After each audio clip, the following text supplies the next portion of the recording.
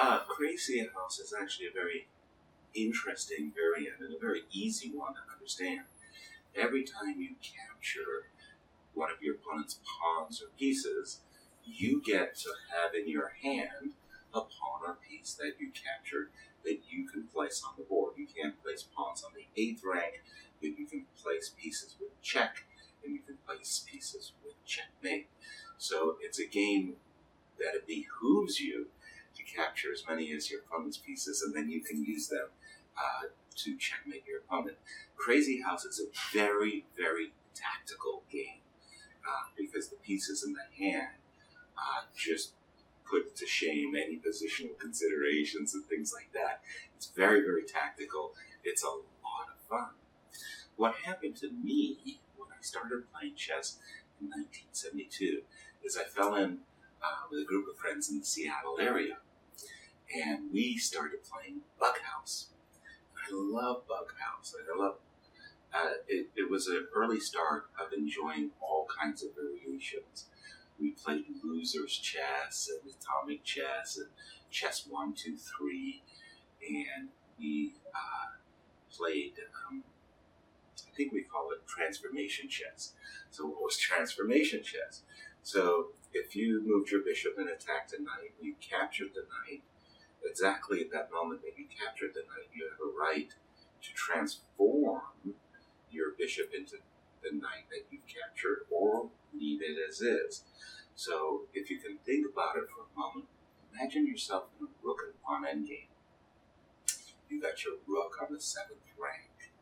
When you capture a pawn with a rook, it might behoove you to transform your rook into the pawn you just captured, because the pawn would then move to a queen. And it was a really, really fun variation. So my whole life, my whole career, I didn't know I was going to have a chess career, I really enjoyed the variants of chess. One of the variants of chess that I discovered, more or less by accident, was that Capablanca chess. Capablanca had said in the 1920s that chess is dead, and that when two masters of equal strength play, the game would be perpetually drawn. And he created Capablanca chess on a 10x10 board, where he introduced 2 extra pieces, a marshal and a chancellor. Marshal had the powers of the rook and knight, and the chancellor of a bishop and knight. Trinity College of Dublin said, 10x10, the armies are too far. How about a 10x8 board? And Capablanca agreed. The problem with Capablanca chess is that 10x8 isn't a very attractive chessboard. You don't see many 10x8 boards. And I really like Capablanca chess. I just didn't like the marshal and the chancellor, and I changed their names, and I started what we call S-chess, and keep 2 pieces off the board. And chess variants are just a lot of fun. And of the variants, I love Crazyhouse. For sure, the values of the pieces change a great deal. I think the value of the queen diminishes greatly. In a regular game of chess, one may sacrifice their queen, for example, for a bishop and knight, or 2 minor pieces with a couple of pawns, and it may or may not actually be a good trade. Whereas in Crazyhouse, that would be a fantastic trade. If you could get 2 minor pieces, a pawn or 2 as well, for the queen, minor pieces really work incredibly well together.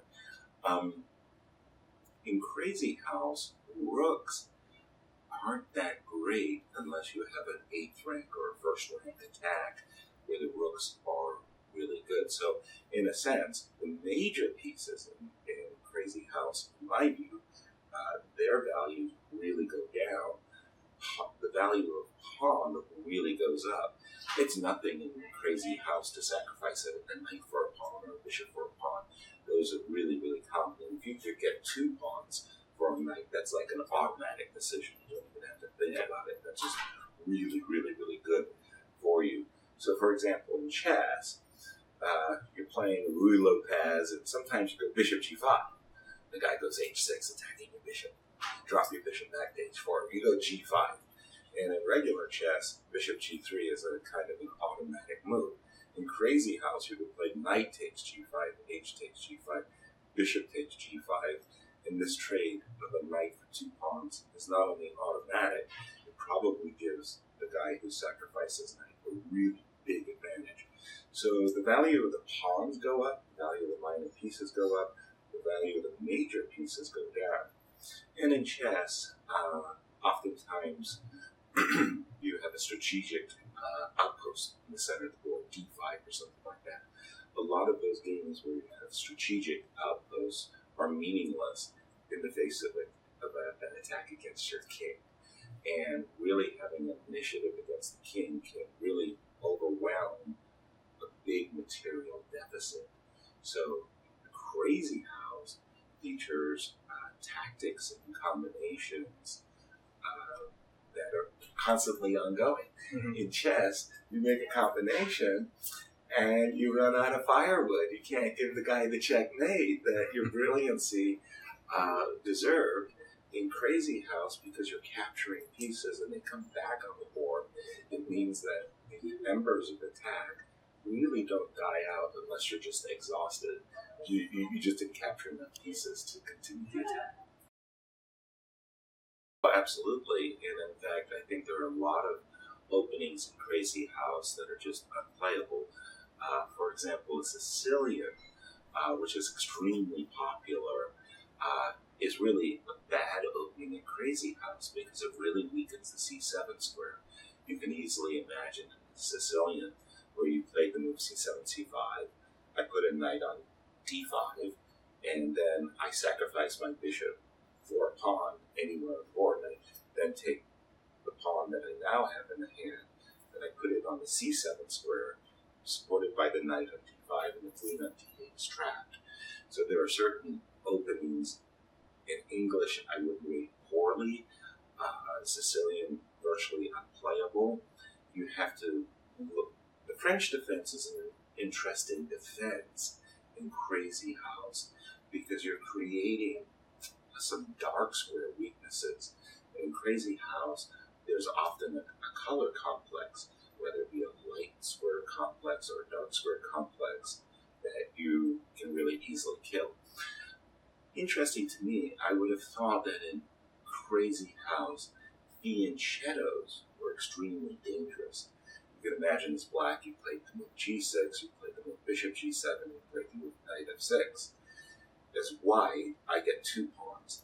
I stick a pawn on h6, attacking the bishop on g7, the bishop on g7 drops back, I put another pawn on g7 and you're dead. So you can imagine a lot of fianchetto positions are very, very vulnerable in Crazyhouse. There's just a lot of pawns killing you. But a lot of people like to play fianchettos, and if they're black and they fianchetto on the king side, they often include the move h7 and h6 just to prevent the type of attack that I've talked about. When I'm white in Crazyhouse, I play d4 a lot. d4, bishop f4. I play London systems because in Crazyhouse, it's rather nice to have a bishop sitting back on h2, protecting your king. I also like the Alekhine defense in Crazyhouse, where I sacrifice a knight for a pawn. e4 by white, knight f6 by yours truly, e5 attacking my knight. I don't move the knight. I go d7, d5, and invite the capture on f6. I recapture with the e pawn, and I've sacrificed a knight for a pawn. But my king side is rather secure with this pawn on f6. So the building a fortress or being able to defend your king in Crazyhouse is hugely important and maybe a greater factor than material. Absolutely, the answer is an absolute positive yes. And I would go a little bit further, Chris, than your question implies, and I would ask the question why it hasn't happened already today. The problem with regular chess has become the enormous amount of theory that has developed, the databases. The openings are analyzed to dry endings. where white has some kind of a pull, and the top grandmasters say, well, I like this ending, even because only two results are possible. My opponent plays really well and draws, or I win. And it's killing a lot of the creativity. Take Fischer Random. There have been tournaments, there's even been world championships of Fischer Random. Fischer Random is not, doesn't have the following or tournaments that I really expected it would have. Like Fischer Random to a guy like me is perfect. I love to play chess, but I don't want to give myself a shape. I don't want to spend, 6, 7, 8 months bringing myself all up to date on the latest and greatest in opening theory. But I'll play a Fischer Random tournament tomorrow because after a dozen or so moves, we're just playing chess. The better player usually wins. And we're trying to seek to normalize the position, so to speak. And Fischer Random really allows retirees, persons like myself, and amateur players who don't want to go through the great amount of opening theory and just compete and have fun. So I would say that Fischer Random is a variant that has great potential for world championships, just as Crazyhouse, to my mind, is a variant as well that is very, very deserving of tournaments and qualification cycles and world championship match. And I hope that S-Chess will also, in the future, have just such events and championships. Yeah, well, again, I think that, you look at the NBA and you have some tiny tot 6'2" guard, and you have some imposing 7-foot center, and the center ends up dribbling the ball, and he starts pretending he's a guard, and the guard starts, going down the lane and slamming the ball and pretending that they're a center. In other words, you want to be the other guy. Mm-hmm. And in my career, I had this reputation, just described it, kind of a grinder, somebody who likes technical positions and end games, and a positional player. Whereas everybody admires Michael Tal and Alexei Shirov. They're the tacticians. So suddenly it's like the positional player in me says, no, man, I really, really, really want to be an attacker. I want this, reputation as a daredevil tactician. And Crazyhouse, gives me that opportunity to play a role that doesn't necessarily fit with my persona. But I really enjoyed being this tactician and saying, hey guys, if you think I'm just a positional player, I can actually play tactical. And for me in Crazyhouse, it's really about learning the patterns of the game that are unique to the game. So, for example, just as I was saying about the fianchetto, a common pattern is h6 and pawn to g7. And Crazyhouse has its own unique set of patterns. And there's probably about 100, 200 of them, especially, that you should learn to become good.